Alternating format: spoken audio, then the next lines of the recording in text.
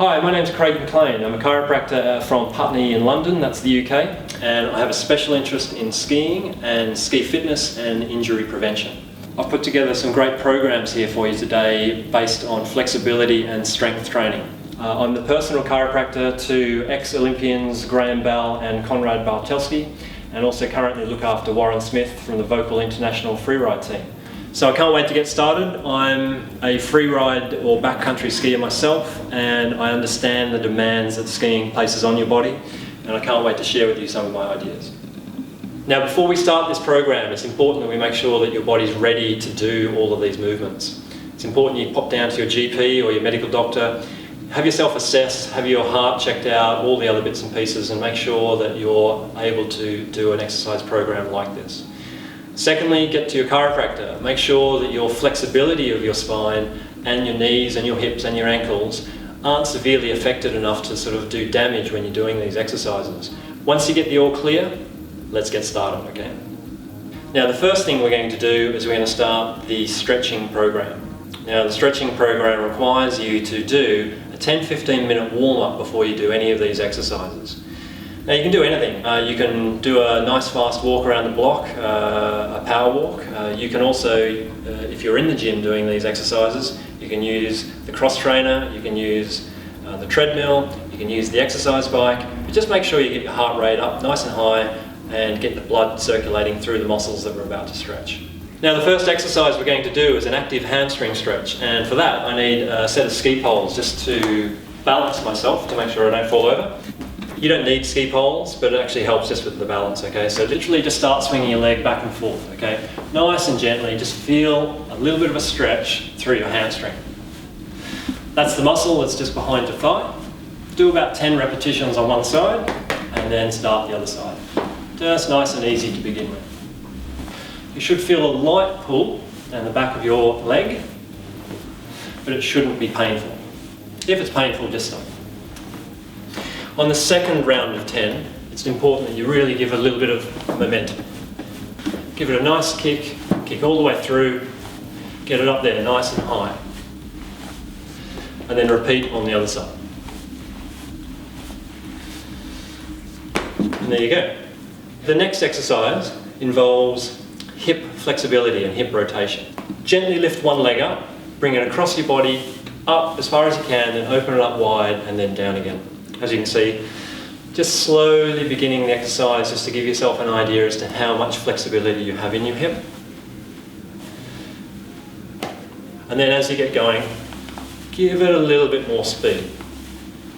Okay, make sure it comes right across your body, all the way to the left and opening up to the right. And then really give it a little bit of movement. Doing it on both sides, obviously. Really get a little bit of momentum going. So again, do 2 lots of 10, and the second lot should be really getting swinging now. The next exercise is an active stretch of the hip flexor, and it's essentially a lunge with your arm up above your head. And let me take you through it very slowly. Go into a normal lunge position where you come right down, where your knees nearly touching the ground, and then extend your arm all the way up, and you should feel a bit of tightness or a bit of a stretch all the way through the front of your hip, and then come back up again. And basically repeat that move on the other side. Again, the leg that is backwards is the same as the arm that is extended up into the air.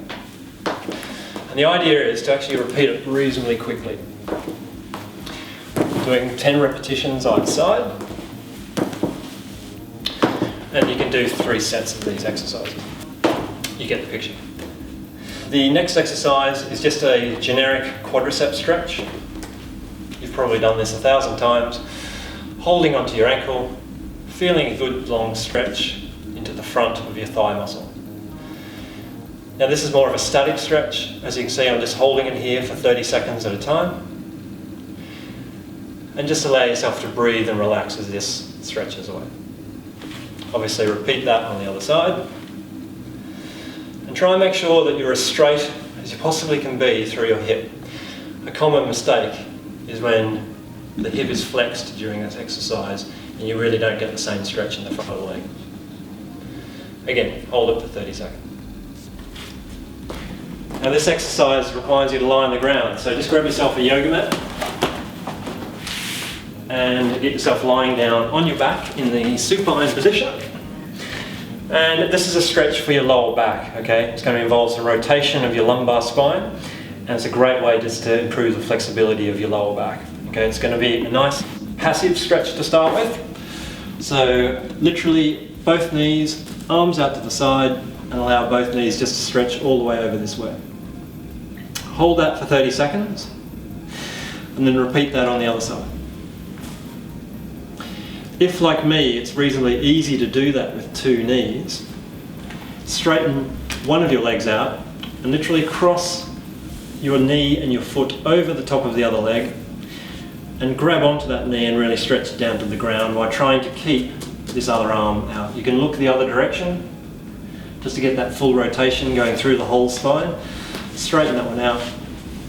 Allow this to roll all the way this way, palm out that way, turning as far as you can this way, and allow the rotation of your spine to go all the way from the thoracic spine all the way down to the lumbar spine.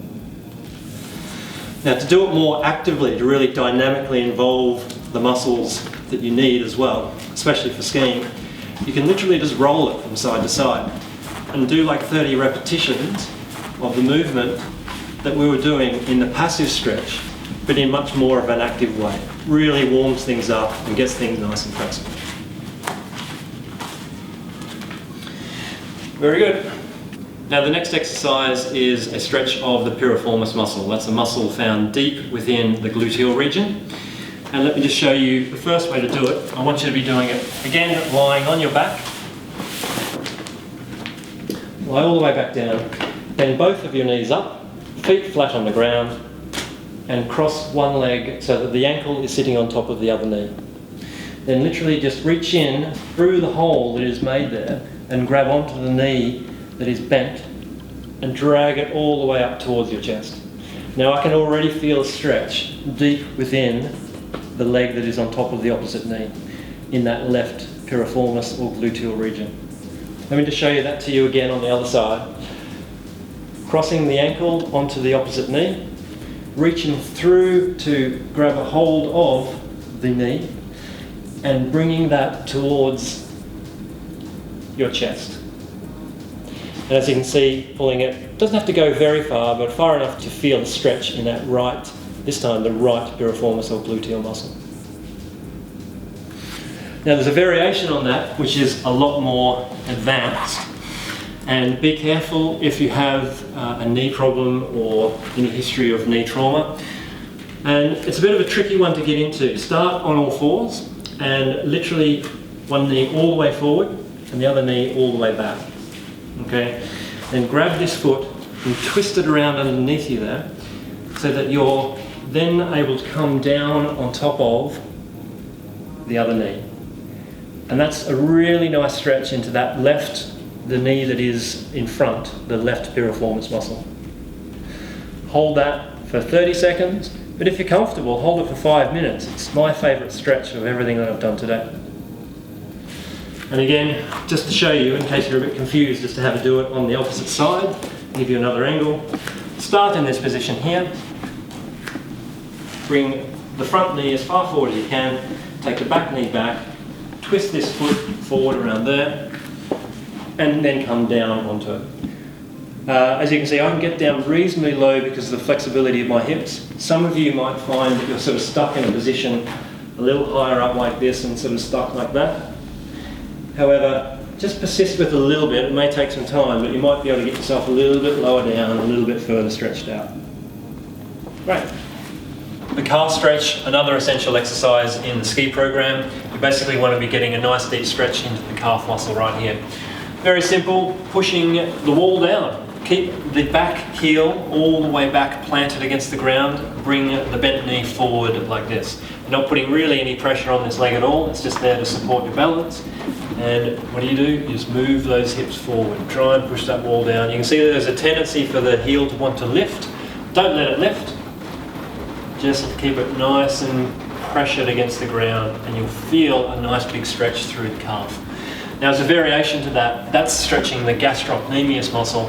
If you want to stretch the deeper down soleus muscle, lift the heel off the ground, bend the knee slightly, and just drive down through the heel, which is lifted off the ground and the bent knee. You're putting a lot of force down through this particular direction here, and you should feel a stretch.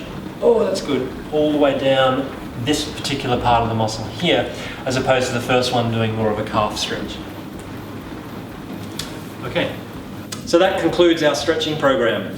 If you've loved the flexibility program I put together and are interested in getting your body strong as well as flexible, then watch my next video, which focuses on strength of the lower limbs and the core.